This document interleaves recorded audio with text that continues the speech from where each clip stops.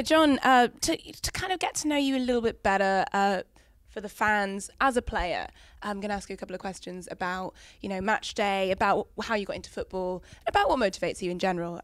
First of all, do you have any pre-match rituals before you go onto the pitch? Yes, it probably starts when I wake up. When you eat your steak? When I eat my steak and veg, maybe pasta because I need some carbs. But I always take a shower before I go to games. Like, I'm always focused but happy, and I always go talk. And I always put my left sock or left shin pad, left shoe first before my right. Yeah. Why is that? I'm left-footed and I've always been like that. I basically more or less never warm up in long sleeves or with shin pads, depending on if it's -50 and then maybe. I'm always, as you can see, first on the pitch when it's warm-up and try to be first on the pitch when it's the game, but always the captain goes first and I have to respect that.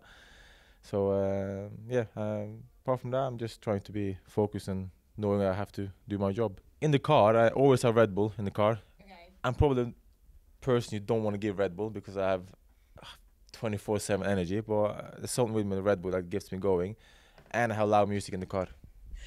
I think it might be the ingredients in Red Bull that get you going, perhaps. Yeah, but I don't need it. I mean, everybody says I don't need it because I'm hyperic, but the taste and it just mentally gets me ready for the game.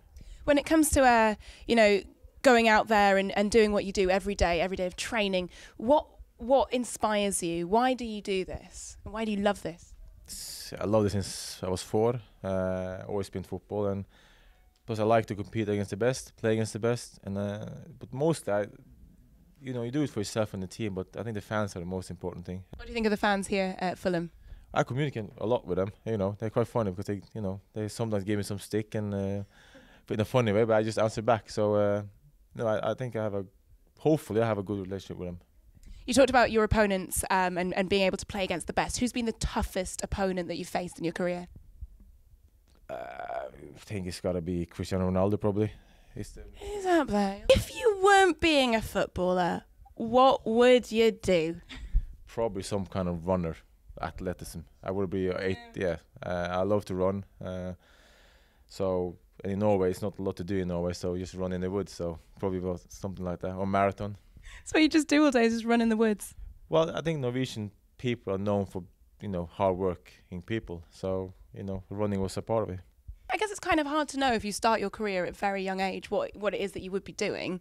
Yes, I moved when I was 17 to Monaco, when I was brought to Monaco. So I had to quit school, and then it hasn't been school since. So it's been football. So I don't know what I would end up as if I didn't play football. Well, we might find out, once you're retired. Do you have any sort of aspirations, something that you might want to, a little project you might want to do, maybe get good at gardening? I think I just want to go home and be with my family and friends because football takes a lot of time. You miss a lot of birthdays and family reunions. So first couple of years, just going to relax and have time with my family and friends, and then probably get into coaching maybe. Well, thank you. It's been a pleasure.